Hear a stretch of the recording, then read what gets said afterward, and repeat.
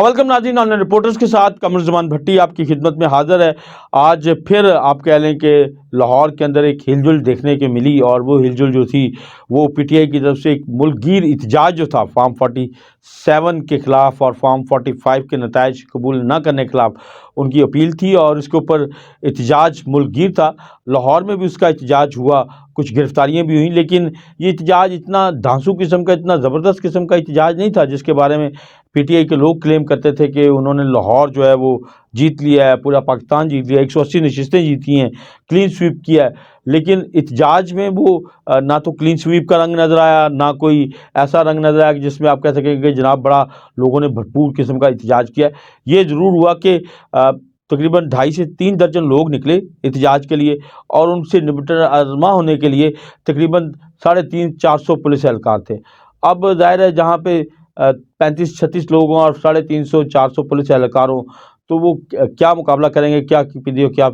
پدی کا شوربہ، تو وہ مقابلے کا تو کوئی ماحول ہی نہیں تھا۔ وہ تھوڑی دیر کے لیے اپنا انہوں نے ڈر خوف کے بت جو ہیں وہ توڑنے کی کوشش کی ہے، لیکن وہ اتنی ہی زیادہ ڈر اور خوف میں جو ہیں وہ ہیں ضرور، اور ایک بیانیہ ڈیولپ کر رہے ہیں، اور وہ تسلسل کے ساتھ ڈیولپ ہو رہا ہے۔ سوشل میڈیا پہ ان کا بیانیہ بڑے اچھے انداز میں ڈیولپ ہوتا ہے، کیونکہ سوشل میڈیا پہ ان کی جو چیزیں ہیں وہ ماشاءاللہ ایسے وائرل ہوتی ہیں کہ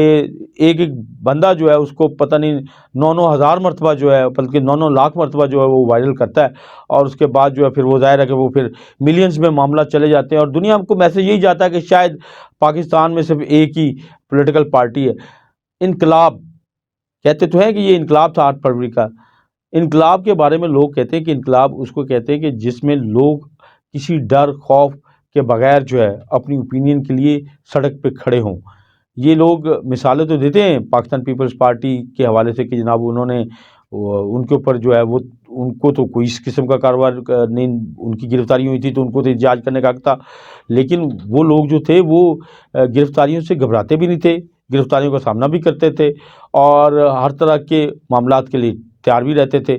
وہ پھر ہزاروں کی تعداد میں گرفتاری ہونے کے باوجود ان کا احتجاج مؤثر ہوتا تھا۔ ان کے احتجاج میں لوگ نہیں آتے۔ یہ ضرور ہے کہ ووٹ کو یہ سمجھ رہے ہیں کہ شاید ان کو ووٹ پڑے ہیں، لیکن ابھی تک فارم 45 اور فارم 47 کا معاملہ جو ہے اس کا بہرحال نتارہ ہونا ضروری ہے، کہ وہ کس وقت نتارہ ہوگا وہ بھی دیکھنا پڑے گا۔ لیکن میں انقلاب کی بات کر رہا تھا، تو انقلاب جو تھا نا، امام خمینی کے انقلاب کے اوپر بات کرتے ہیں کہ جس وقت وہ آ رہے تھے تہران، ایران میں پہنچ رہے تھے، فرانس سے انہوں نے آنا تھا، تو اس وقت وہاں کی ایران کی حکومت نے پورے شہر کو بلاک کیا ہوا تھا، اور بلکہ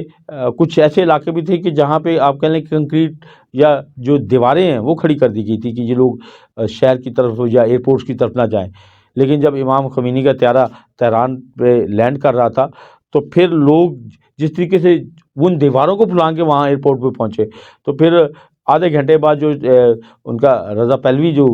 بادشاہ تھا شاہ ایران، اس کو ملک چھوڑ کے جانا پڑا۔ تو انقلاب اس کو کہتے ہیں۔ انقلاب یہ نہیں ہوتا کہ آپ 1.5 کروڑ کی آبادی کا شہر ہے اور 1.5 درجن لوگ جو ہیں وہ آپ احتجاج کے لیے نکلیں اور پھر بھی کہیں کہ جناب آپ کا جو ہے وہ بہت زور ہے بڑا، اور صرف یہ ڈر اور خوف ہے۔ تو ڈر خوف کاہے کا؟ ووٹ ہو گیا، الیکشن ہو گئے، آپ نے ووٹ ڈال دیے، نتائج آ گئے، آپ کے لوگ جو ہیں وہ جیت کے ایوان میں پہنچ بھی گئے، حلف بھی ہو گیا، اسپیکر ڈپٹی اسپیکر کا الیکشن ہو گیا، وزیر اعظم کا الیکشن ہونے جا رہا ہے، صدر مملکت کا الیکشن ہونے جا رہا ہے، وزراء اعلیٰ بن چکے ہیں، آپ کا وزیر اعلیٰ امین گنڈا پور جو ہے وہ بھی وزیر اعلیٰ بن چکا، اس نے بھی اپنا حلف اٹھا لیا ہے۔ تو اب معاملات جو ہیں وہ پارلیمنٹ کے اندر آگے بڑھنے ہیں، پارلیمنٹ میں بیٹھ کے ایشوز کو ایڈریس کرنا ہے۔ ابھی بھی اگر آپ پارلیمانی نظام کے خلاف سڑکوں کے اوپر احتجاج کوئی سمجھتے کہ وہیں پہ مسائل حل ہونے ہیں، تو ظاہر ہے کہ پھر وہ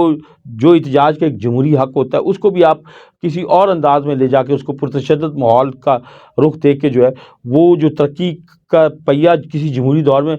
آگے چلتا اس کو شاید روکنے یا ریورس کرنے کی طرف جانے کی طرف جائیں گے۔ تو بہتر یہی ہے کہ جس جمہوری دور میں اب ہم آگے بڑھنے جا رہے ہیں اس کو سپورٹ کرنے کے لیے کچھ عملی اقدامات کریں۔ بالکل اس کو الیکشن کمیشن کے لیول کے اوپر فارم 45 اور فارم 47 کا جو ایک تقابلی جائزے کی بات ہے وہ لینا ضروری ہے۔ آپ فارم 45 لے کے الیکشن کمیشن میں جائیں اور یقیناً آپ کے لوگ پہنچیں، ان کے ساتھ بیٹھ کے اس چیز کو ایڈریس کریں کہ فارم 45 کیا کہہ رہا ہے اور آپ کا فارم 47 جو ہے وہ غلط کمپائل ہوا ہے، چیلنجیبل ہے، کیا جا سکتا ہے، ایون ریکاؤنٹنگ کا معاملہ جو وہ بھی کیا جا سکتا ہے۔ لیکن یہ جو ایک ہم بار بار ملک کے اندر ایک انریسٹ کریٹ کرنے کی کوشش کرتے ہیں، اس کو میرا خیال ہے لوگ نہیں اون کر رہے ہیں۔ آپ کہہ رہے ہیں ڈر اور خوف ہے، میرا خیال ہے لوگ ڈر اور خوف کی بجائے لوگ یہ سمجھ رہے ہیں کہ اب اس جو رول ان کا تھا انہوں نے الیکشن میں ووٹ دے کے کر دیا، اب معاملات آگے کی طرف جانے ہوں گے، اور ابھی بھی اگر آپ سڑکوں پہ رہیں گے، احتجاج کی کوشش کریں گے، انریسٹ کریٹ کرنے کی کوشش کریں گے، تو پھر ہو سکتا ہے کہ جتنا اعتماد آج لوگوں نے کیا، اگلے 5 سال بعد جب الیکشن ہونے جا رہے ہو تو لوگ بالکل آپ کو بھول چکے ہوں۔ تو یہ ضرور پی ٹی آئی کی قیادت کو سامنے رکھنا چاہیے۔ بہرحال ایک آپ کہہ لیں کہ آج کا جو ایک احتجاج تھا وہ اتنا بھرپور احتجاج نہیں تھا، ضرور ہوا کہ ان کے لوگ کچھ نکلے، چکوال میں بھی کچھ لوگ نکلے، باقی شہروں میں بھی کچھ لوگ نکلے، لیکن ان کی تعداد بہت کم، آٹے میں نمک کے برابر۔ اور اس کو اب کوئی بھی رنگ دے دیا جائے کہ جی ڈر اور خوف، ڈر خوف کاہے کا؟ ملک میں جمہوری دور ہے اور ایک آپ کہہ لیں کہ ساری چیزیں آگے بڑھ رہی، پارلیمنٹ میں آپ احتجاج بھی کر رہے ہیں، تو اب اسی پارلیمانی سسٹم کی مضبوطی کے لیے ہمیں یقیناً اپنا کردار ادا کرنا ہوگا، اور چلتے چلتے کہ ہمیں اس ملک کی ترقی کے لیے اپنا کردار ادا کرنا ہے، اور یہ تبھی ہوگا کہ جب ہم اپنے ایشوز اس پارلیمنٹ میں طے کریں گے۔